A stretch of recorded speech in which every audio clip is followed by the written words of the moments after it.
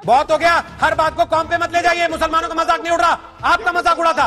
Personal बात को पूरी कौम पे ले जाके हमेशा विक्टिम कार्ड मत प्ले किया कीजिए। मैं वापस आ गया, तू फिर से डरेगा। जिस तरह गला घोटने की जो ये साजिश संघवाद की और पिछले 6 सालों से जिस तरीके से पूरे देश का माहौल को खराब कर दिया गया, वो ठीक नहीं हो जाता। तब तक हमारी लड़ाई चलती रहेगी और हम इसके लिए तत्पर रहेंगे। रैली नहीं चल रही है सर। जेब में था चिल्लर, साथ वाले किल्लर काम करे।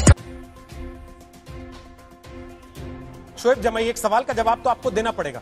370 का मामला आता है तो विरोध में आप खड़े होते हैं, रोहिंग्या मुसलमानों का मामला आता है तो विरोध में आप खड़े होते हैं, अब कोरोना का मामला आता है तो तबलीगी जमात के प्रतीक के तौर पे देश में टेलीविजन चैनल पे आप खड़े होते हैं। चक्कर क्या है? रहमानी साहब शोएब जमाई से पूछ रहे हैं। रहमानी साहब शोएब जमाई से पूछ रहे हैं। अब आप अभी इतना तो आपको समझ नहीं आया कि आप शोएब जमाई की जगह भी लेने पड़े आपको, है ना सर? हाँ, खोटा खोटा बात बंद।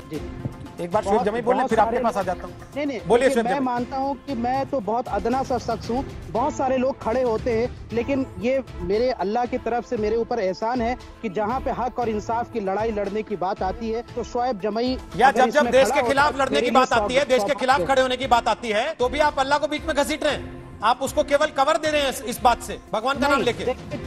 जब देश की बात आती है तो शोएब जमाई सरकार के साथ खड़ा है।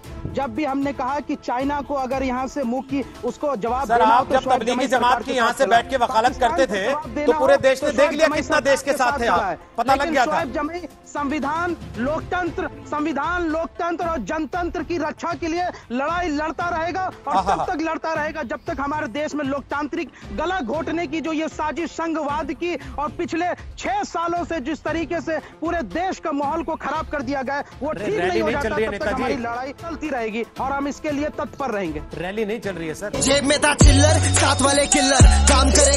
सिंपल सा सवाल पूछा था, उसमें आप भाषण देने लग गए पूरा।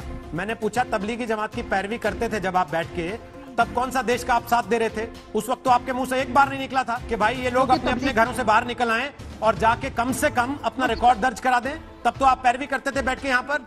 और आज जब आप दोबारा धरने की बात कर रहे हैं, मुझे बता दीजिए, आपने बना लिया क्या कोरोना वायरस का वैक्सीन जो आप दोबारा कह रहे हैं कि हम धरना देने के लिए तैयार हैं अगर दोबारा खुलता है मामला? तो देखिए, जिस जामिया मिलिया इस्लामिया में आज थोड़ा सा सांकेतिक प्रदर्शन हुआ इस बुनियाद पर कि वहां के छात्रों को गिरफ्तार किया गया, उसी जामिया मिलिया इस्लामिया के इंटर डिसिप्लिनरी साइंसेस के डॉक्टर इम्तियाज हसन और जो हमारी ही डिपार्टमेंट की जो टीम है, उन्होंने कोरोना वायरस के लिए जो ड्रग्स है वो 2 ड्रग्स की पहचान की मॉलिक्यूलर स्ट्रक्चर के बुनियाद पर, और ये आपकी न्यूज चैनल ने भी इस खबर को चलाया और दिखाया भी। तो इस पर तो हमें जामिया पे गर्व होना चाहिए ना कि ये हम कर रहे हैं। जामिया पे जहां गर्व करना कर रहे हैं, लेकिन उन दोनों साइंटिस्ट ने आपको ये तो नहीं कहा ना कि शोएब जमाई ये लोग गोली और खिला दो सारी महिलाओं को, बैठा दो दोबारा धरने पर शाहीन बाग में, या ये क्या के भेजा उन्होंने आपको? भाई, हम तो शाहीन बाग का कहा, हमने कहा कि हम वहाँ बैठ रहे हैं। आपको क्यों ऐसा लगता है? शोएब जमाई, पिछले आधे घंटे में ये चौथी मर्तबा है जब आप पलटी मार रहे हैं। सर, इतनी पलटी में मारने वाले तो राजनीति में भी नहीं टिक पाते हैं। थोड़ा सा सीख ले लीजिए नेताओं से, कितना पलटना होता है। लोटा बन जाएंगे तो फिर लोटा तो लौटता ही रहता है। हो रही है सर, बेपेंदे के लोटे की तरह लौटते रहेंगे तो फिर लौटते ही रह जाएंगे। डूमा कोर्ट ने जो कहा है उसी के बारे में हमारी चिंता है। अब मैं जरा संगीत रागी के पास जा रहा हूँ। ओके, संगीत रागी। तमाम एंटी सीए एक्टिविस्ट और मुस्लिम एक्टिविस्टों को ज्यादातर गिरफ्तार संगीत किया जा रागी, रहा है। संगीत रागी ताहिर हुसैन के खिलाफ चार्जशीट दिल्ली की पुलिस ने दायर की। ताहिर हुसैन के खिलाफ दिल्ली की पुलिस ने, बस कीजिए शोएब जमाई, शोएब जमाई, सिटीजनशिप अमेंडमेंट एक्ट, शोएब जमाई, शोएब जमाई, शोएब जमाई, शोएब जमाई, संविधान की सारी पढ़त आपके पास है। कोरोना की दवाई आपने बना ली है। कोरोना हमको होगा नहीं मस्जिद में बैठने से, ये पैरवियां पहले बैठ के टीवी पर आप ही करते थे। भाई, अगर ये देश आप ही के रास्ते से चलने लगा तो फिर तो हो गया बेड़ा पार इस देश के लोगों का।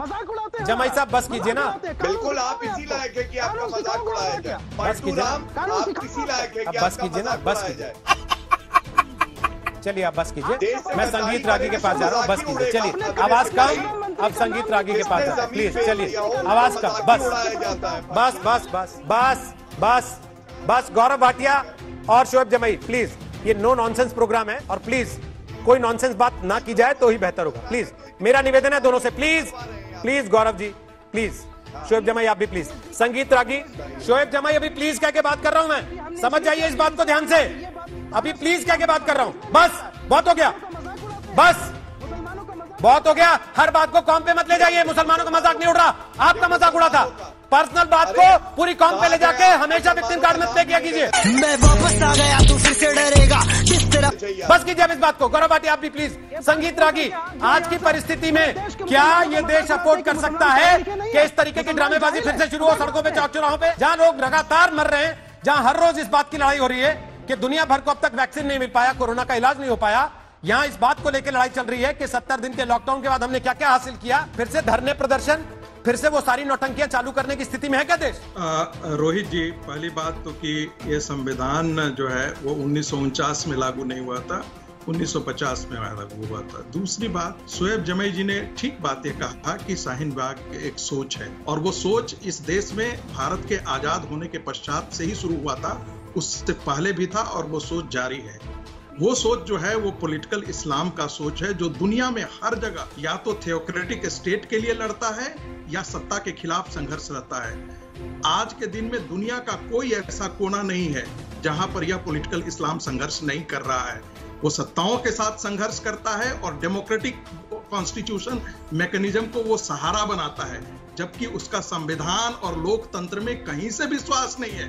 एक इस्लामिक राज्य कभी भी डेमोक्रेटिक हो ही नहीं सकता, और न ही इस्लाम की धारणा लोकतंत्र में है। दूसरी बात, ये जो शाहीन बाग सोच है, आप देखेंगे कि ये वामपंथी और जिहादियों दोनों का गठबंधन था।